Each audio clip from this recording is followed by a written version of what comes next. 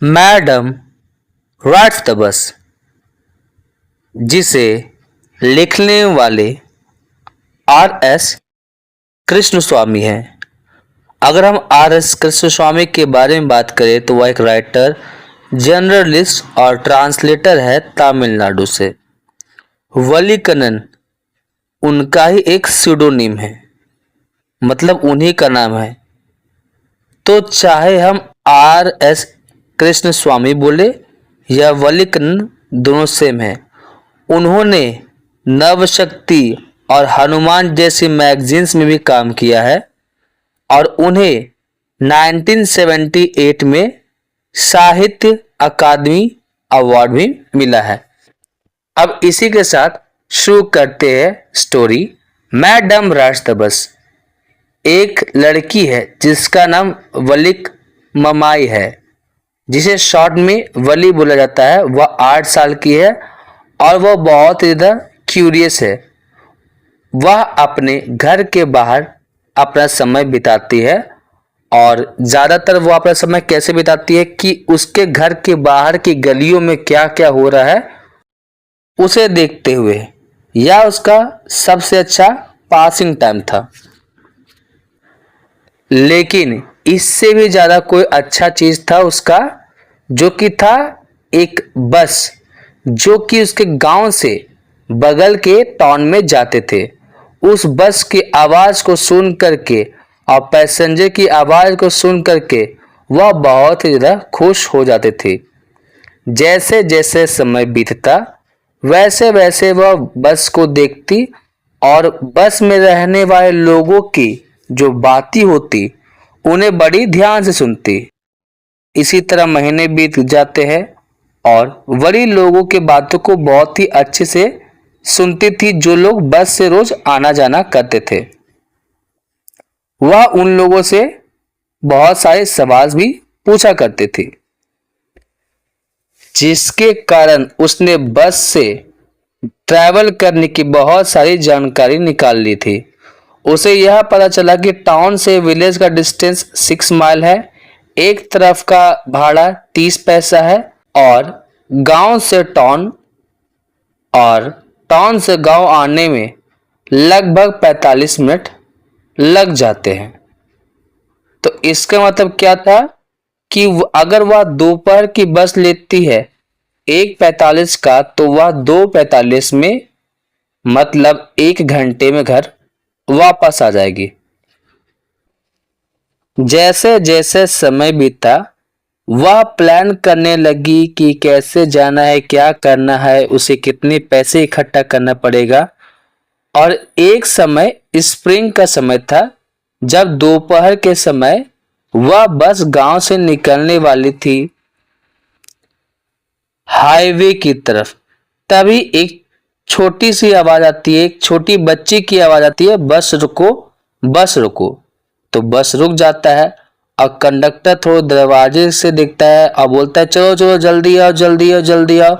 वली बोलती है हाँ हाँ आ रही हूँ, मुझे टाउन जाना है, ये रहा पैसा।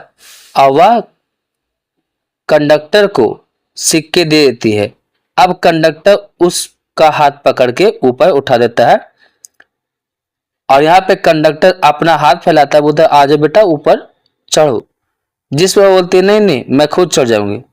अब यहाँ पे कंडक्टर को जोक करने का बहुत ज्यादा आदत था, तो वह बोलता अरे बेटी गुस्सा मत हो, आप तो एक अच्छी लेडी हो ना, आइए आइए विराजमान होइए, चलिए चलिए सबको हटिए, मैडम को आने की जगह दीजिए। अब यहाँ पे 6-7 पैसेंजर थे, वो वली की तरफ देखने लगे और मुस्कुराने लगे जैसे कंडक्टर मुस्कुरा रहा था। अब इस बात को देख के वली थोड़ा शर्मा गई। अब लोगों से वह बिना आंख मिलाए वह सीट पे जाकर के बैठ जाती है। अब बस के बारे में बात किया जाए तो बस बिल्कुल नया था, सफेद रंग से रंगा हुआ था, उसमें हरे कलर की धारियां थी और बस के अंदर सिल्वर कलर का बार लगा हुआ था, जो कि वली के जस्ट ऊपर था। वहां पर विंडशील्ड था और उस बस में बीचों बीच में एक सुंदर सी घड़ी लगी हुई थी। सीट बहुत ज्यादा आरामदायक था। अब जब वली इधर उधर देखना शुरू करती है तो वह अब क्या कर रही है, अब खिड़की के पास बैठ चुकी है और हर चीज को आगे जाते हुए पीछे आते हुए देख रही है। अब यहाँ पे बस साथ ही साथ नदी के तरफ से जा रहा था। रोड के बारे में बात किया जाए तो रोड बहुत ज्यादा पतला था और दोनों तरफ नहर थी। वहां पे पाम ट्री, घास के मैदान, दूर दूर तक फैले हुए पहाड़ और नीला नीला आसमान दिखाई दे रहा था। वह दूसरी तरफ क्या था, खाली मैदान था, चारों तरफ हरियाली ही हरियाली। यह उसका पहला जर्नी था और इसमें उसे बहुत ज्यादा मजा आ रहा था। उसे ऐसा महसूस ही नहीं हुआ था कि उसे ऐसी चीजें देखने को मिलेगा और उसने बहुत ही मेहनत से पैसे इकट्ठा भी किए थे। उसने इन पैसों को इकट्ठा करने के लिए अपनी बहुत सारी पसंदीदा चीजें नहीं खाई या खरीदी, जिसमें चॉकलेट्स थे, टॉय थे, बलून थे, जो उसे बहुत ज़्यादा पसंद था। तो उसने किसी तरीके से 60 पैसे इकट्ठा किए होते। एक बच्चे के लिए इतना ज़्यादा पैसा इकट्ठा करना बहुत ही बड़ी बात थी।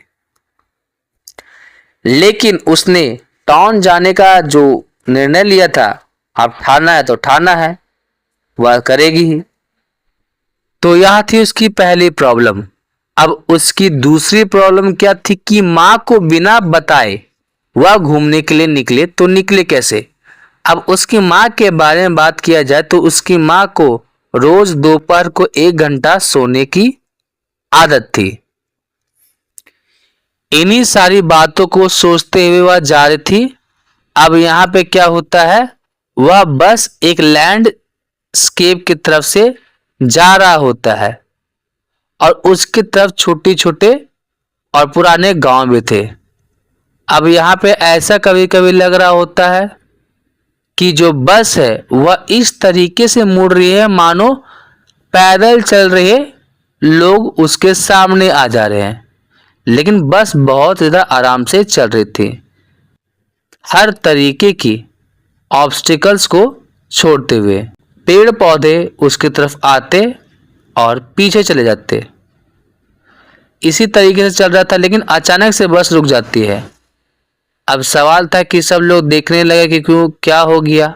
वही दूसरी ओर वली अपने हाथों से तालियां बजा रही थी और यहाँ पे क्या था, एक यंग काऊ थी जो कि बहुत ही ज्यादा तेजी के साथ आ रही थी और वह बस के नजदीक आ चुकी थी।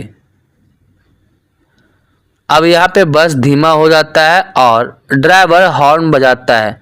लगातार बजा रहा था, लेकिन जितना जोर से वह हॉर्न बजाता उतना जोर से वह जानवर डर जाती और कभी राइट कभी लेफ्ट तो कभी गाड़ी के सामने ही आ जाती है।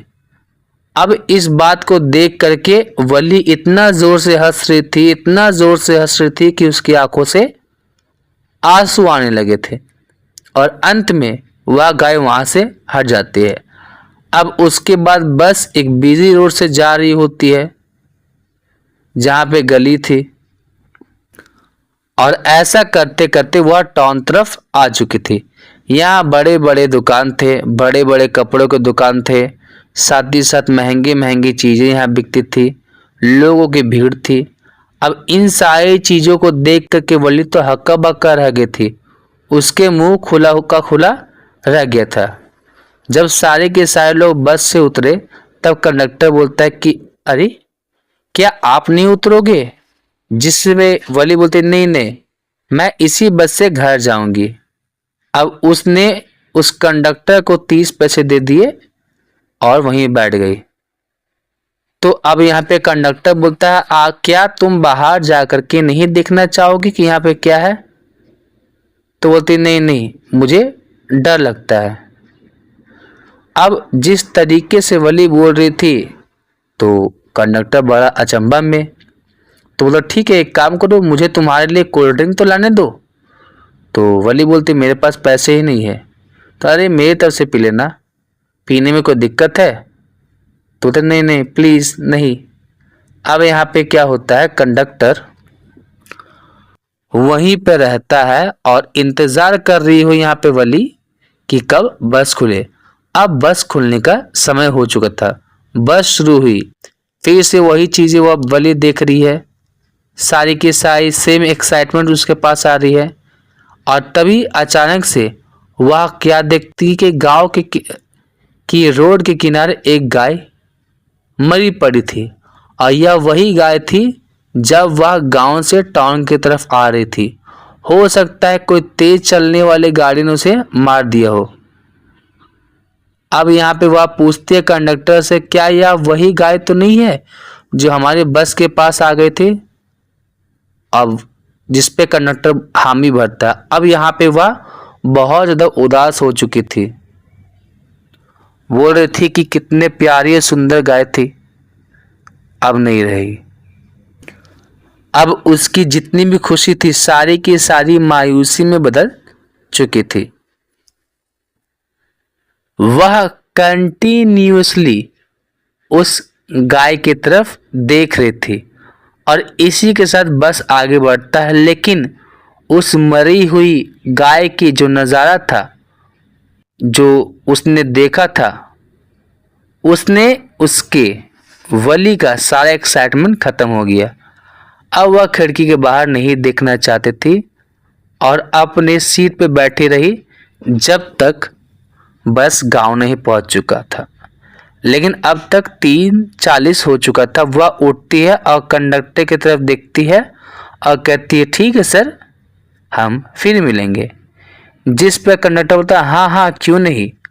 वह उसकी स्माइल को देखते हुए बोल रहा था, अब बोलता है कि आपका जब मन करे आप यहाँ आ सकते हो और याद से आना तो भाड़ा जरूर लेते आना।